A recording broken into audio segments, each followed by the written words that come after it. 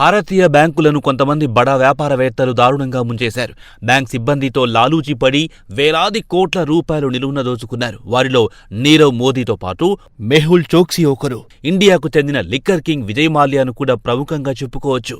King fissure airlines పేరుతో ఆయన ప్రభుత్వ రంగానికి చెందిన బ్యాంకులను దారుణంగా ముంచేసి లండన్ పారిపోయాడు. అయితే మాల్యా విషయానికొస్తే ఇండియాలో ఆయనకు లెక్కలేనన్ని ఆస్తులున్నాయి. వాటిని ఈడీ జప్తు చేసుకుంది. ఇప్పుడు మాల్యా లండన్లో కూర్చొని తాను తీసుకున్న రుణం కంటే ఎక్కువ డబ్బులు ఈడీ వసూలు చేసింది. అంతేకాకుండా ఇంకా తనకు నోటీసులు ఇచ్చి వేధిస్తోందని తీరికగా ఆవేదన వ్యక్తం చేస్తున్నాడు. మాల్యాను లండన్ నుంచి ఇండియాకు తరలించడానికి మోదీ ప్రభుత్వం గట్టి ప్రయత్నాలు చేసినా అక్కడి కోర్టులు మాల్యాను ఇండియాకు అప్పగించడానికి ససేమిరా అంటున్నాయి. ఒక కోర్టు ఇండియాకు అప్పగించడానికి అనుమతిస్తే అతను హైకోర్టుకెళ్లి స్టే తెచ్చుకుంటున్నాడు. మొత్తానికి మాల్యా ఇండియాకు రాకుండా లండన్లోనే కూర్చున్నాడు. తాను తీసుకున్న బకాయిల కంటే రెట్టింపు వసూలు చేశారని మాల్యా ప్రత్యారోపణలు చేస్తున్నాడు.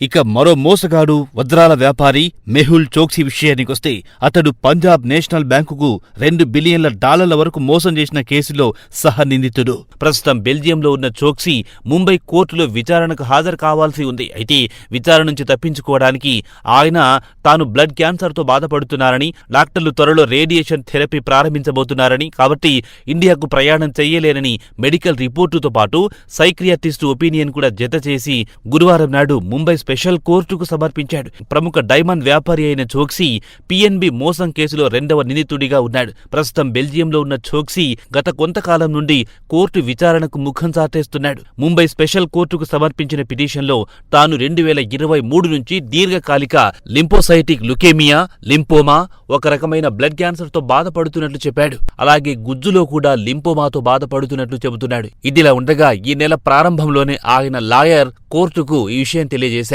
తన క్లయింట్ బెల్జియంలో క్యాన్సర్కు చికిత్స తీసుకుంటున్నాడని చెప్పారు. మెడికల్ రిపోర్ట్స్తో పాటు చోక్సీ డాక్టర్ల ఒపీనియన్ను కూడా జత చేశాడు. బెల్జియంలో ఆంట్వేర్ప్కు చెందిన డాక్టర్లు ఇచ్చిన సర్టిఫికెట్లను జత చేశాడు. తన పేషెంట్ మెడికల్ కండిషన్ వల్ల 100% ప్రయాణం చేయలేడు. ఈ ఏడాది సరిగ్గా 30 వరకు ఆయన బెడ్ నుంచి లేచే పరిస్థితిలో లేడని డాక్టర్ సర్టిఫికెట్లతో వివరించారు. అలాగే సైక్రియాటిస్ట్ ఇచ్చిన రిపోర్టును డైమండ్ వ్యాపారి చోక్సీ జత చేశాడు. తన పేషెంట్ అప్పుడప్పుడు ఆత్మహత్య చేసుకోవాలనే ఆలోచనలో ఉంటాడని డాక్టర్లు తెలిపారు. 2023లో ఆంటిగ్వాలో తనను కిడ్నాప్ చేసినప్పటి నుంచి తనకు ఆత్మహత్య చేసుకోవాలనే ఆలోచన వచ్చిందని చోక్సీ తనకు చెప్పాడని సైక్రియాటిస్టు తన నివేదికలో వివరించారు. ఇక చోక్సీ చెప్పుకొచ్చేదేమిటంటే భారత ప్రభుత్వ అధికారుల ప్రోద్బలంతో తనను కిడ్నాప్ చేయడానికి యత్నించారని చోక్సీ ఆరోపిస్తున్నాడు. మరో సైక్రియాటిస్టు సెప్టెంబర్ 13, 2024లో ఇచ్చిన రిపోర్టు ప్రకారం చోక్సీ తీవ్రమైన డిప్రెషన్తో పాటు పోస్ట్ ట్రామాటిక్ స్ట్రెస్ డిజార్డర్తో బాధపడుతున్నట్టు ఒక రిపోర్టులో పేర్కొన్నాడు. మొత్తానికి చోక్సీ చెప్పేదేమిటంటే తన మెడికల్ కండిషన్ వల్ల తాను ఇండియాకొచ్చి కోర్టు విచారణకు హాజరు కాలేనని, కాగా ఇండియన్ ఏజెన్సీలు చోక్సీని తరచు విచారణకు సహకరించాలని కోరుతూ వస్తున్నారు. నేరుగా కాకపోయినా వీడియో కాన్ఫరెన్స్ ద్వారా అయినా విచారణకు హాజరు కావాలని కోరినా ఆయన మాత్రం పెద్దగా పట్టించుకోవడం లేదు. ఇక ప్రభుత్వానికి చెందిన సీనియర్ అధికారులు మాత్రం చోక్సీ చెబుతున్నట్టు మెడికల్ రిపోర్టులను అధ్యయనం చేయాల్సి ఉంటుందని చెబుతున్నారు. చోక్సీ నిజంగా బ్లడ్ క్యాన్సర్తో బాధపడుతున్నాడా లేదా చెక్ చేసుకోవాల్సి ఉందన్నారు. కాగా ఇండియాలో కూడా క్యాన్సర్ చికిత్సకు మంచి డాక్టర్లున్నారు, ఆసుపత్రులున్నాయని చెబుతున్నారు. కావాలనుకుంటే అతను తన మాతృభూమికొచ్చి ఇక్కడే మంచి చికిత్స చేసుకోవచ్చునని చోక్సీకి సూచిస్తున్నారు. అయితే చోక్సీ తాను వీడియో కాన్ఫరెన్స్ ద్వారా ఓసారి సహకరిస్తానని చెప్పాడంట. దీనికి మరో సీనియర్ అధికారి స్పందిస్తూ ఆన్లైన్లో అటెండ్ కావడానికి ఇది బిజినెస్ కాన్ఫరెన్స్నా అని మండిపడ్డారు. అతడు పంజాబ్ నేషనల్ బ్యాంకు చెందిన $2 బిలియన్ల అంటే ఇండియన్ కరెన్సీ ప్రకారం 17,000 కోట్ల రూపాయలను మోసం చేసిన కేసులో ప్రధాన నిందితుడు.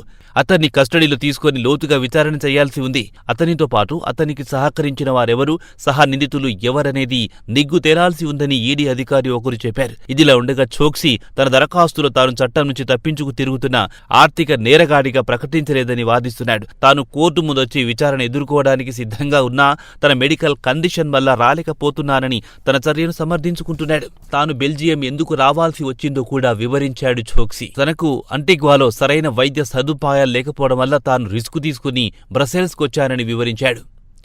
తక్షణమే తనకు వైద్య చికిత్స కోసం బెల్జియంకు చెందిన బ్రుసెల్స్కు రావాల్సి వచ్చింది. ఆరోగ్యం సహకరించకపోయినా ప్రాణాలను పణంగా పెట్టి బెల్జియంకొచ్చారని అన్నాడు.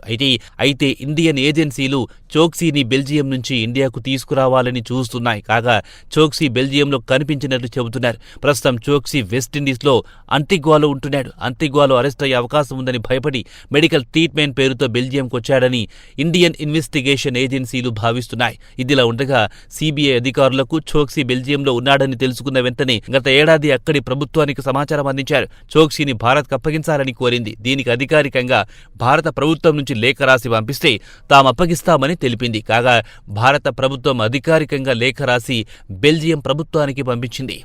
మరి చోక్సీని బెల్జియం ప్రభుత్వం ఇండియాకు అప్పగిస్తుందా లేదా వేచి చూడాల్సిందే. ఇక చోక్సీతో పాటు నీరవ్ మోదీ కూడా చట్టం నుంచి తప్పించుకు తిరుగుతున్నాడు. అయితే అతను లండన్ పోలీసులకు చిక్కి ప్రస్తుతం లండన్ జైల్లో ఊచలెక్క పెడుతున్నాడు. అయితే నీరవ్ మోదీతో పాటు మెహుల్ చోక్సీలు ఇద్దరు కలిసి పంజాబ్ నేషనల్ బ్యాంకును మే 18, 2018లో సుమారు $2.1 బిలియన్, అప్పటి డాలర్ రూపాయి మారకం రేటు ప్రకారం చూస్తే సుమారు 14,356 కోట్లు మోసం చేశారని తేలింది. వీరిద్దరూ పిఎన్బి అధికారులతో కుమ్మక్కై మోసపూరితంగా లెటర్ ఆఫ్ అండర్టేకింగ్ దుర్వినియోగం చేసి భారీ మొత్తంలో డబ్బును విత్డ్రా చేసుకున్నారు. నీరవ్ మోదీ నకిలీ పాస్పోర్టుతో దేశం దాటిపోయాడని చెబుతున్నారు.